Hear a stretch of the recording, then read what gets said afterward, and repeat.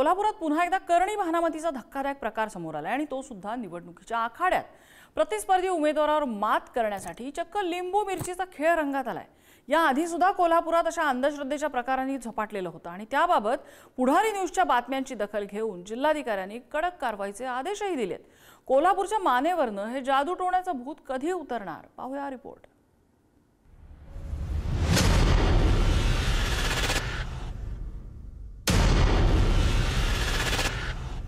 निवडणूक जिंकण्यासाठी कोण काय करेल याचा नेम नाही।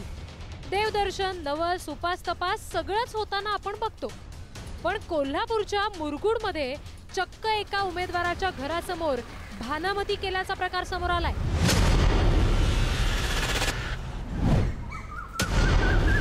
एकंदरीत कोल्हापुरात आता या जादूटोणा आणि भोंदूगिरीचे प्रकार दिवसेंदिवस वाढतानाच दिसतायत। मुरगुड नगर परिषदेसाठीच्या उमेदवार अमृता मोर्चे यांच्या घरासमोर हळदी कुंकू लावलेला नारळ आणि टाचण्या असलेला लिंबू आढळलाय आणि खळबळ माजली आहे की बाबा अशा प्रकारांना जर निवडणूक लढवता आली असती आणि जर जिंकता आला असतं तर अवश्य सर्वांनी हेच केलं असतं आणि अशा कोणत्याही अपप्रचाराला आम्ही बळी पडणार नाही आणि अशा प्रकारांना कोणत्याही प्रकारांना आमचं खच्चीकरण होणार नाही। आणि जनतेला एकच आवाहन करेन की बाबा अशा कोणत्याही प्रकारची असली प्रवृत्ती बाळगून कोणत्याही प्रकारचं कृत्य करू नका। पण ही काही कोल्हापुरातली पहिली घटना नाही।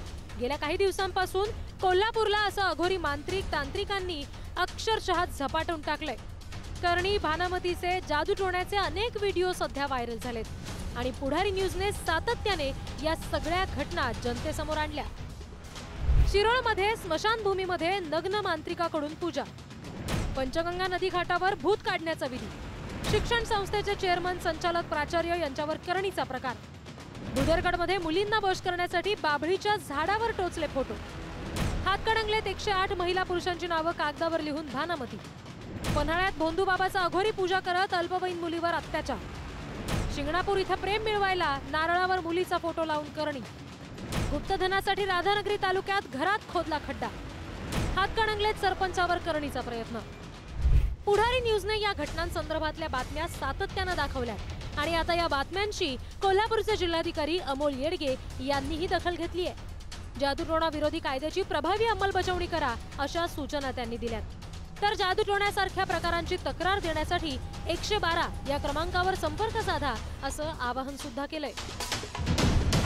खरं तर जादूटोणा, भोंदूगिरी, भानामती यासारखे प्रकार घडण्याला भोंदू मांत्रिकांइतकेच अंधश्रद्धेला बळी पडलेले नागरिक सुद्धा जबाबदार आहेत।